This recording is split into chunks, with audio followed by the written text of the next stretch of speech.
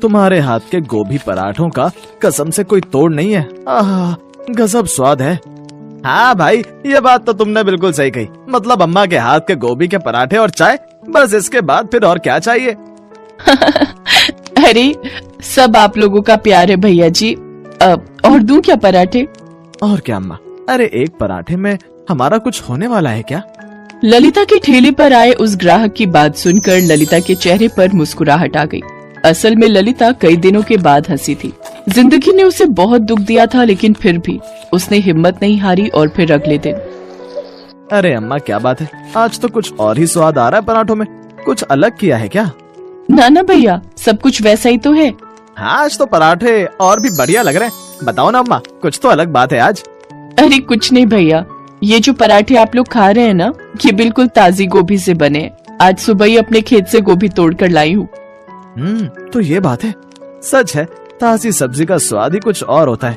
देखो क्या गजब के लग रहे हैं पराठे। हाँ भैया, ये तो है। अच्छा अम्मा, चलते हैं। ये बताओ कितने पैसे हुए? आपके 4 पराठे हुए तो आप बस 80 रुपए दे दो। सही है अम्मा, केवल 80 रुपए में 2 लोगों के पेट और मन दोनों भर गए। और क्या चाहिए? ये लो आपके पैसे। ठीक है अम्मा, राम राम। राम राम भैया, राम राम। वो दोनों ललिता को नमस्ते करके आगे बढ़ गए। ललिता उन दोनों को जाते हुए देख रही थी। उन दोनों लड़कों को जाते हुए देखकर ललिता को अपने बेटों की याद आ गई। ललिता आज बिल्कुल अकेली थी, लेकिन कभी उसका भी भरा पूरा परिवार था। मगर एक सड़क हादसे में ललिता के पति और उसके दोनों जवान बेटों की मौत हो गई थी। तभी से ललिता अपना पेट पालने के लिए गोभी के पराठे बनाने लगी। उसके दोनों बेटे हमेशा उससे कहते थे कि वो गोभी के पराठे बहुत अच्छे बनाती है। जब भी उसके बेटे की उम्र के लड़के उसके ठेले पर पराठे खाने आते और उसके पराठों की तारीफ करते, तो उसे ऐसा लगता जैसे उसके बेटे ही पराठे खाकर उसकी तारीफ कर रहे हो। फिर एक दिन, अम्मा आज पराठे खा नहीं पाऊंगा, तुम एक काम करो, जल्दी से पराठे बनाकर पैक कर दो, मैं घर जाकर खाऊंगा। हाँ अम्मा, मेरे लिए भी 2 पराठे पैक कर देना। ललिता उन दोनों लड़कों के लिए जल्दी जल्दी पराठे बनाने लगी। तभी उसने देखा कि 5-6 साल का एक लड़का लगातार उसके ठेले को देख रहा है। ललिता ने उसे देखा और पराठे बनाने में लग गई। ऐसे ही 2 घंटे बीत गए। वो बच्चा ठेले को देखता रहा। तब ललिता उसके पास गई। क्या हुआ लल्ला, तुम इतनी देर से यहाँ क्यों बैठे हो? आंटी, मैं खो गया हूँ। हैं? खो गए हो? अब कहाँ रहते हो तुम? नाम क्या है तुम्हारा? मैं अपने घर में रहता हूँ, मेरा नाम आरव है। अरे कोई मोहल्ला, बिल्डिंग कुछ तो होगी ना?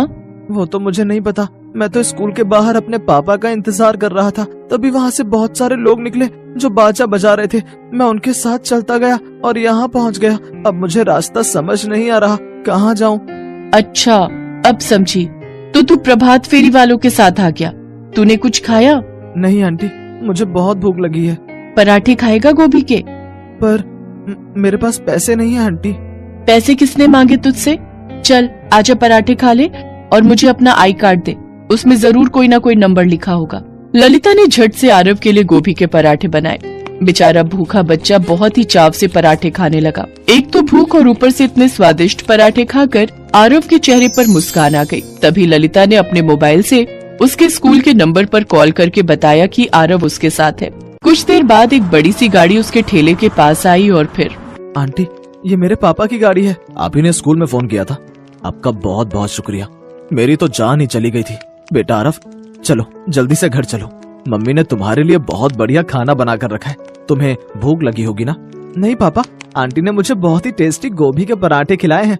अरे आपका एहसान कैसे चुकाऊं मैं? अब प्लीज मना मत कीजिएगा, ये कुछ पैसे हैं, आप रख लीजिए प्लीज। नहीं सेठ जी, मैं पैसे नहीं लूंगी, जब आप अगली बार पराठे खाने आएंगे तब दे देना। उस बच्चे का पिता ललिता के सामने हाथ जोड़कर वहाँ से चला गया। वो ललिता की ईमानदारी और उसका बड़प्पन देखकर बहुत खुश था। अगले दिन शाम को फिर से वही गाड़ी ललिता के ठेले के पास आकर रुकी। इस बार आरव के साथ उसके माता पिता दोनों थे। उन दोनों ने ललिता के ठेले पर जी भरकर गोभी के पराठे खाए। अब समझ में आया कि आपके ठेले पर इतनी भीड़ क्यों रहती है और आरव क्यों आपके पास आने की इतनी जिद कर रहा था। सच में आपके गोभी के पराठे तो बहुत ही बढ़िया हैं। उस दिन के बाद से आरव बार बार अपने पिता को लेकर ललिता के ठेले पर आता और बहुत ही चाव से गोभी के पराठे खाता। आरव के पिता विष्णु और उसकी मम्मी कंचन को भी ललिता के हाथ के पराठे बहुत अच्छे लगते थे। लेकिन फिर एक दिन जब वो तीनों ललिता के ठेले वाली जगह पर पहुँचे तो देखा कि वहाँ पर तो ललिता का ठेला था ही नहीं। फिर किसी तरह से पूछताछ करके वो ललिता के घर पहुँचे। कोई है? अरे सेठ जी, आप यहाँ?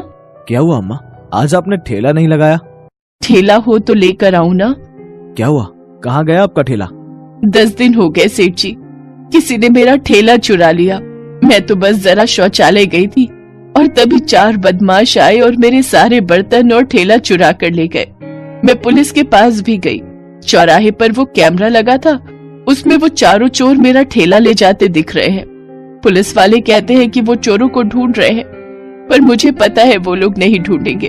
अब तो मेरे पास कुछ और करने को है भी नहीं, तो बस लोगों के घर जाकर बर्तन मांजती हूँ। ललिता की बात सुनकर विष्णु को बहुत दुख हुआ, लेकिन वो ललिता से बिना कुछ कहे वहाँ से चला गया। कार में भी वो बिल्कुल शांत था। और फिर अम्मा के साथ बहुत बुरा हुआ ना पापा, क्या हम उनके लिए कुछ नहीं कर सकते? करेंगे बेटा, जरूर करेंगे। अगले दिन विष्णु फिर से ललिता के घर पहुंचा और उसे जिद कर वो उसे उसी जगह पर लेकर गया जहां वो पहले अपना गोभी के पराठों का ठेला लगाती थी।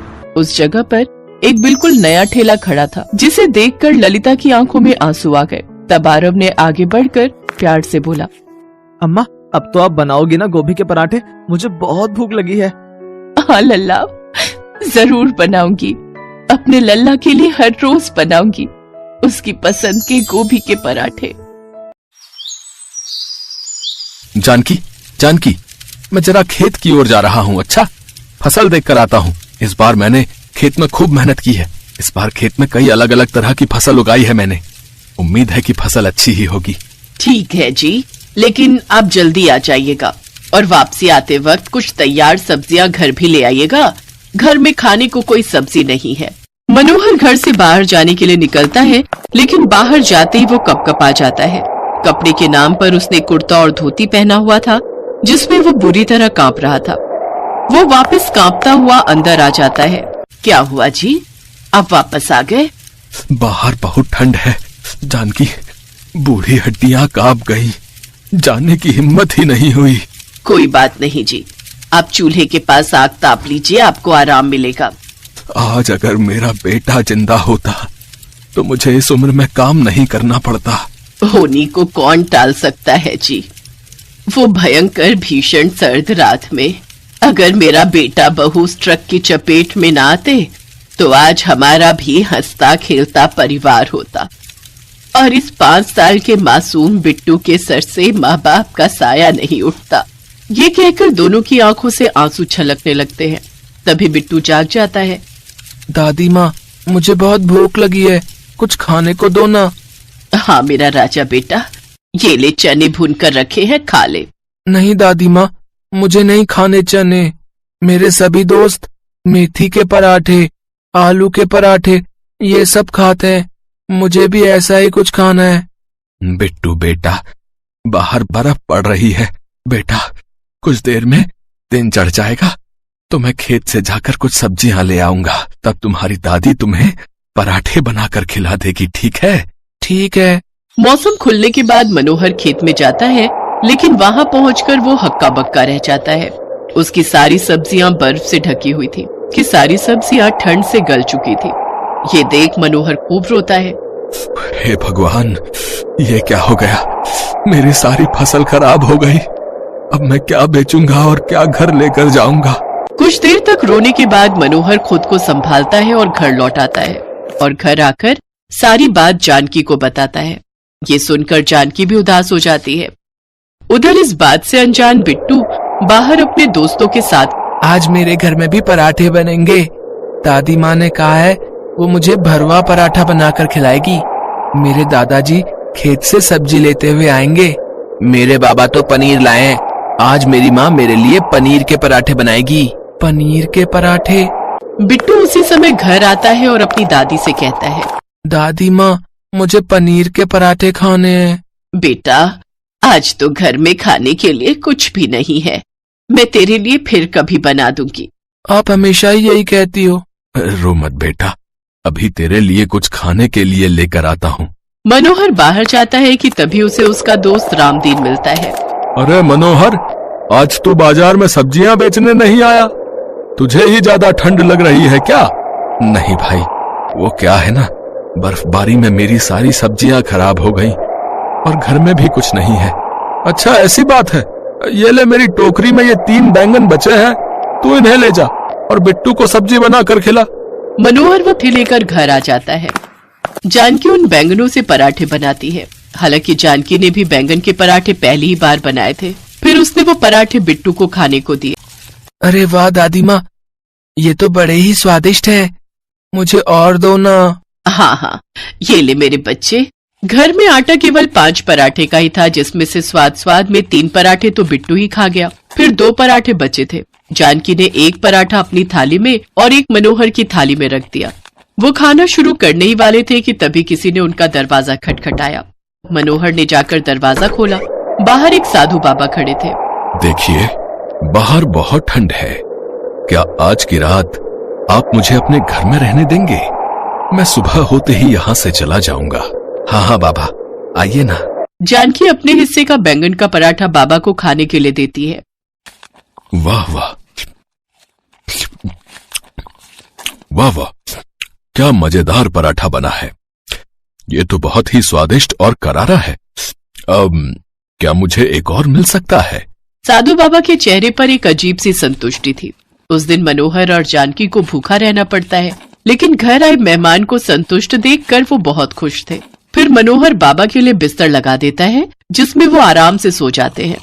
अगली सुबह। अच्छा, अब मैं चलता हूँ।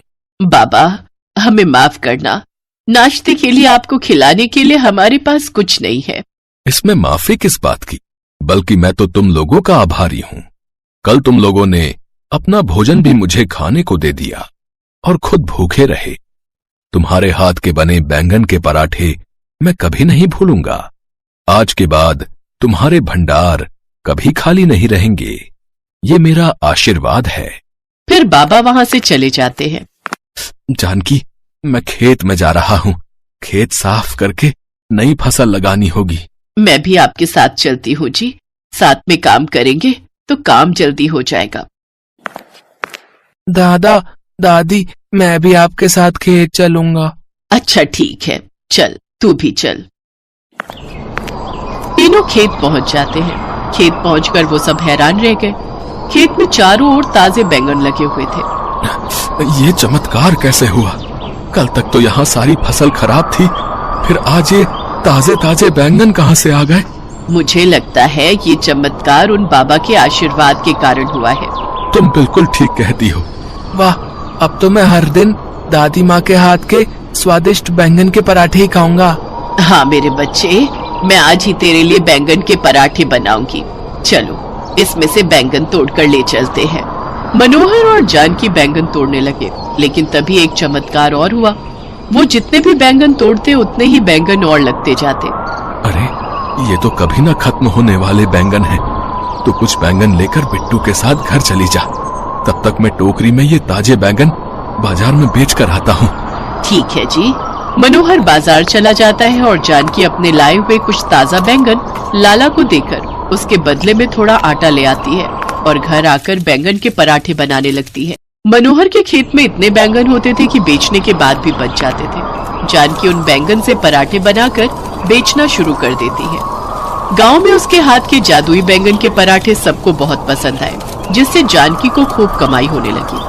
साथ ही मनोहर के ताजे ताजे बैंगन भी बाजार में पहुंचते ही बिक जाते, जिससे उसे भी अच्छे खासे पैसे मिलने लगते हैं। अब उनकी गरीबी दूर हो गई और वो सब खुशी खुशी रह